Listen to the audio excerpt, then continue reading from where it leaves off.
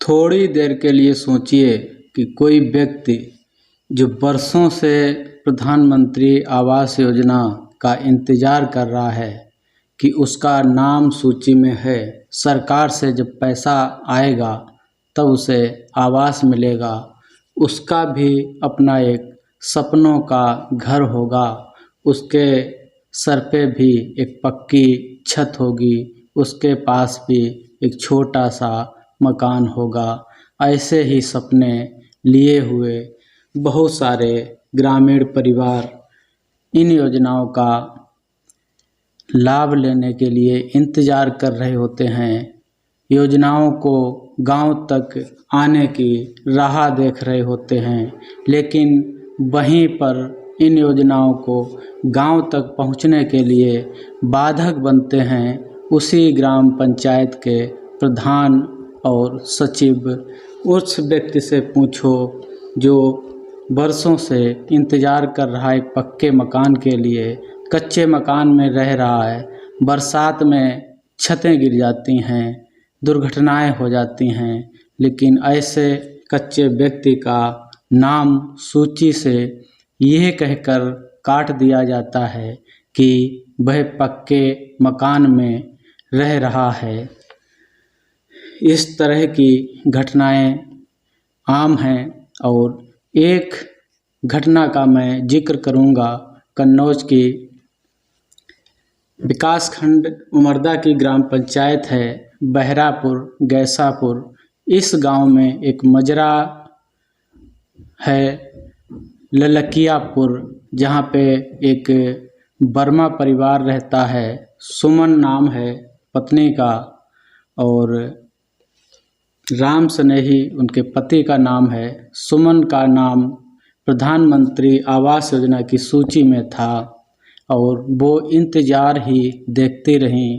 बारिश का कहर शुरू से जल्दी शुरू हो गया और लोगों के आवास उनके आसपास बनते रहे और वो सिर्फ राह देखती रहीं कि हमारा आवास कब बनेगा, हमें कब आवास मिलेगा, लेकिन उनको आवास नहीं मिला।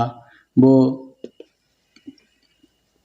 गांव की भ्रष्ट राजनीति समझें या वोट की राजनीति समझें या पक्षधारी समझें, जो भी समझें, या सचिव की निष्क्रियता समझें, आवास के लिए प्रधानों का कहीं भी रोल नहीं रखा गया। सचिव को ही आवास के लिए सर्वे सर्वा माना गया, लेकिन प्रधान से जुड़े होने के कारण सचिव को कहीं न कहीं प्रधान की बात माननी पड़ती है और कभी कभी गलत बातें भी मान ली जाती हैं और कहीं पैसे का लेन देन भी इन सब का कारण बनता है।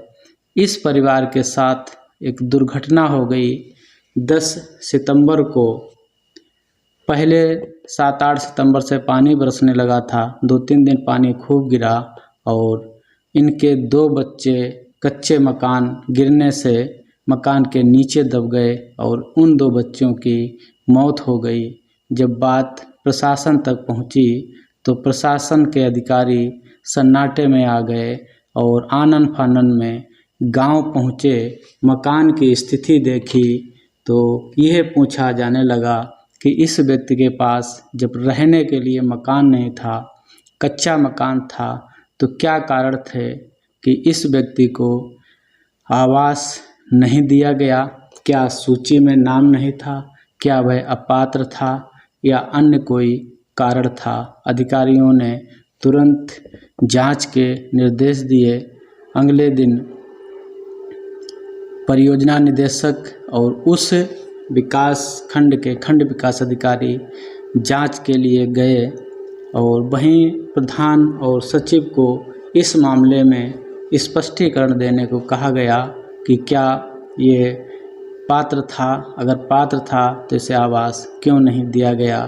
तो जांच में प्रकरण में ये सामने आया कि सचिव और प्रधान की जो भी समझें, चाहे भ्रष्ट नीति समझें, लापरवाही समझें, विद्वेष की नीति समझें, वोट की नीति समझें, के कारण उस पात्र व्यक्ति का भी नाम सूची से हटवा दिया गया, यह कहकर कि उसके पास पक्का मकान है, जबकि वास्तविकता ये थी कि उसके पास अपना कोई पक्का मकान नहीं था। अगर उसका पक्का मकान होता तो आज उसके 2 बच्चे इस दुनिया से नहीं चले जाते।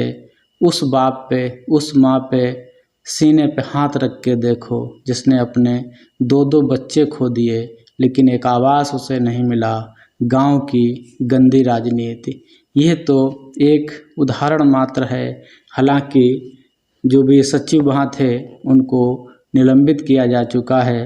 इस प्रकरण में प्रधान पे क्या कार्रवाई होगी पता नहीं, लेकिन इन दोनों लोगों की गलतियों की वजह से किसी के बच्चे चले गए, किसी का परिवार बिखर गया, किसी की उम्मीदें टूट गईं। अगर अब उनको छत दी भी जाती है, आवास दिया भी जाता है, तो क्या वो उस आवास के नीचे चैन से कभी सो पाएंगे? ये सोचकर कि काश उनके बच्चे भी उनके साथ में होते, कितना अच्छा होता। तो ये दर्द भरी दास्तां किसी के भी साथ हो सकती है। गांव में भेदभाव की राजनीति बराबर रहती है, भ्रष्टाचार भी है, लोग पैसा लेकर नाम को हटाते जोड़ते रहते हैं। तो ऐसा ना हो, आप सजग रहें, अपने आसपास सजग रहें। प्रधानमंत्री आवास योजना की सूची में इस तरह के बहुत सारे मामले हैं। उसी ग्राम पंचायत में 29 लोगों को यही कहकर नाम काट दिया गया कि वो अपात्र हैं, उनके पास पक्का मकान बना हुआ है। तो ये संदेश कैसे आप अधिक से अधिक लोगों तक पहुंचा सकेंगे?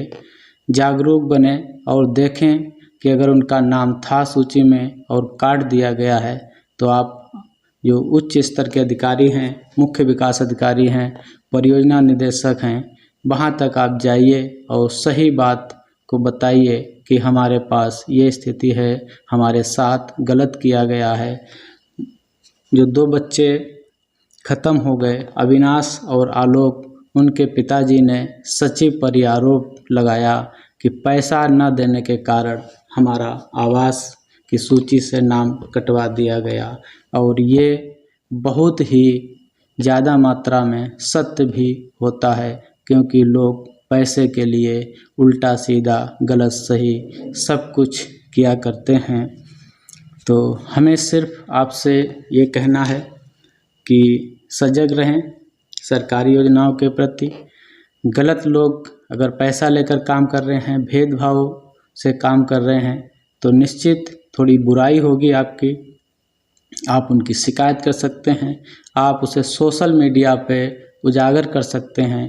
अगर उन्होंने अपात्रों को आवास दिया है तो उनका नाम लिखिए, उनकी हैसियत लिखिए, अपात्रता का कारण लिखिए और सार्वजनिक मंच से पूछिए कि इन व्यक्तियों को कैसे आवास दे दिया गया, और जो छूट गए, जो पात्र थे, उनका सूची में नाम था, उनको आवास क्यों नहीं दिया गया। अगर आप सार्वजनिक रूप से पूछेंगे, सोशल मीडिया पे पूछेंगे, तो किसी न किसी को जवाब ज़रूर देना पड़ेगा।